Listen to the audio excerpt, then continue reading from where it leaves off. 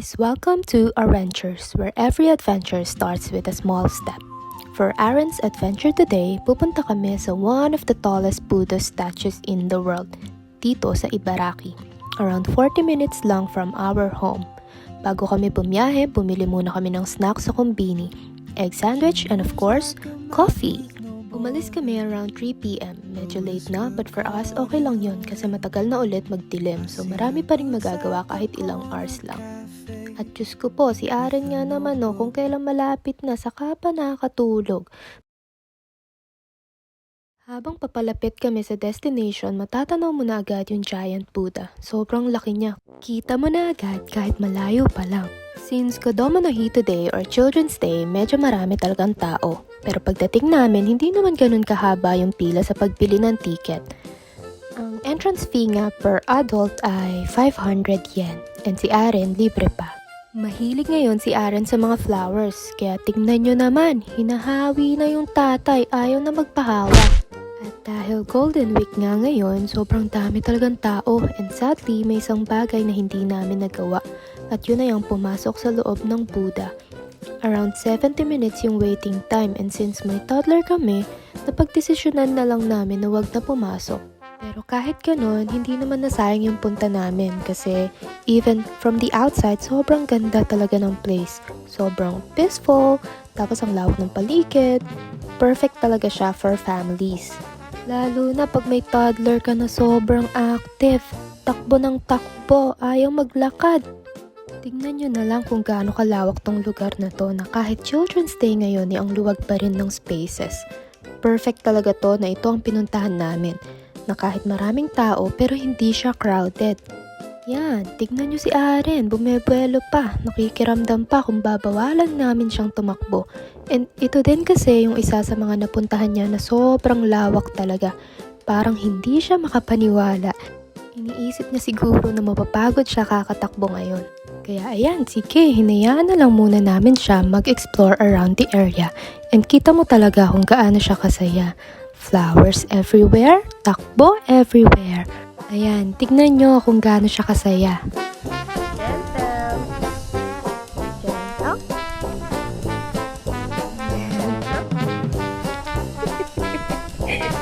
Ba't ginatawak mo? Oh, run! Run! Run, Aaron, run!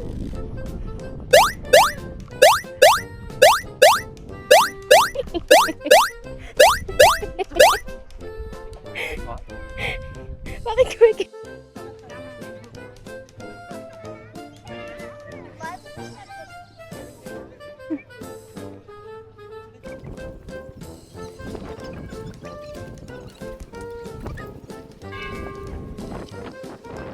Punta naman tayo sa next na highlight natin dito. Ito din talaga ang reason kung bakit gusto ko dito dahil mahilig din si Aaron sa mga fish and ang ikinaganda pa, pwedeng pakainin.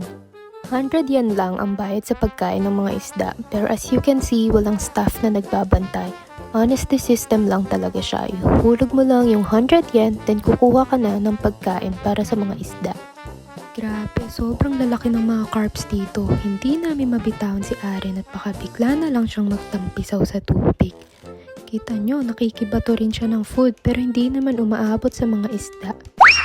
Inubos lang namin ang food at hinayaan si Aaron na i-enjoy yung moment.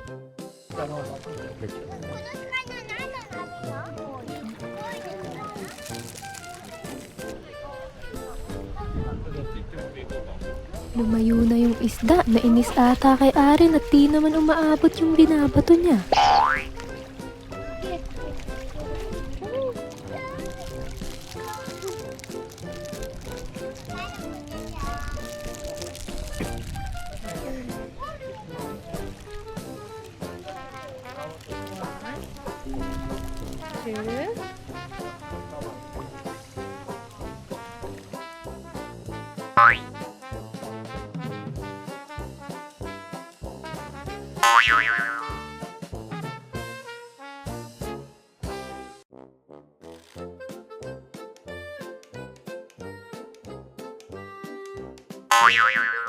Nung naubos na yung pagkain, umalis na rin kami doon kasi dumadami na rin yung mga tao.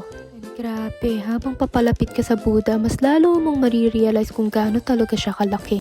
Isa raw ito sa tallest Buddha statues in the world with a height of around 120 meters. Pwede ka rin talagang pumasok sa loob nito pero dahil sobrang haba ng waiting time that day, hindi na kami tumuloy. Kaya instead na pumila ng matagal, mas pinili na lang naming i-enjoy yung paligid, take photos, and spend time together as a family. 3 years ago, nakapunta na rin ako dito at nakapasok sa loob ng Buddha. Parang combination siya ng museum, observation area, at spiritual space. Sa first floor, madilim na room na may glowing lights. Sa second floor, dito makikita yung thousands of small golden Buddha statues na nakadisplay sa walls. Sa third floor naman, may exhibits tungkol sa Buddhism, history ng Buddha, at teachings ni Amida Buddha. And lastly, sa fifth floor, observation deck. Pwede kang sumilip sa windows at makita yung view ng Ibaraki from above.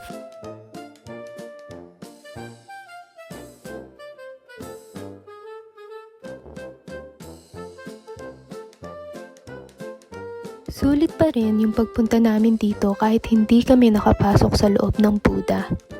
Para rin naman kasi kay Aren talaga yung araw na to, and kita nyo naman, sa pagtakbo-takbo pa lang sobrang saya na niya. Ito yung flip niya na.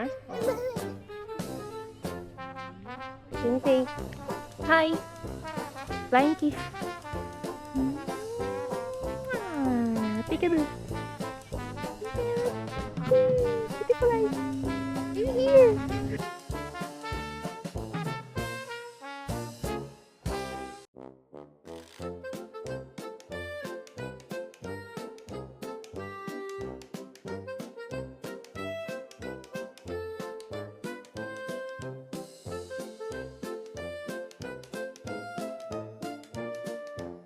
Sa labas nga ay may mga food stalls and pinilhan namin si Aren ng kakigori. First time niyang makakatikim nito.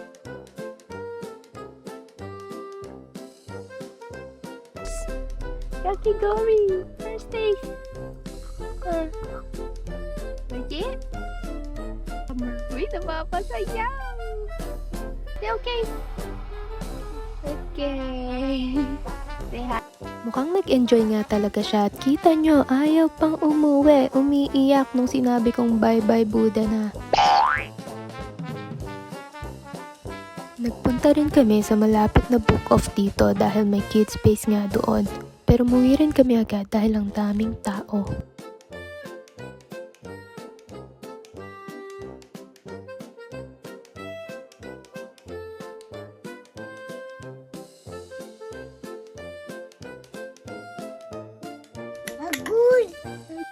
Para naman sa aming dinner, dito kami kumain sa Indo restaurant na malapit lang sa amin. Nilakad na nga lang namin papunta dito. Dinalhan namin ng pagkain si Aren pero Diyos ko, gusto yung mga kinakain namin. Pero hindi nga pwede dahil medyo maanghang ang mga ito. Nan na lang ang pinakain namin sa kanya.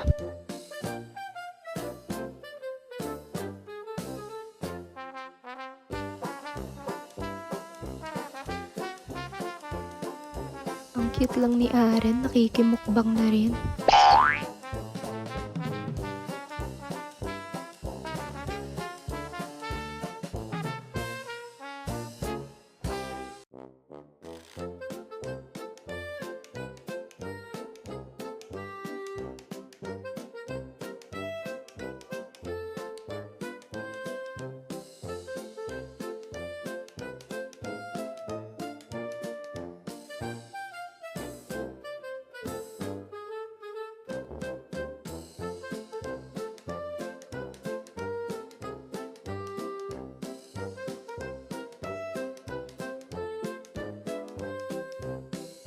And ayun, that's how we spent our Kodomo no Hi or Children's Day here in Japan.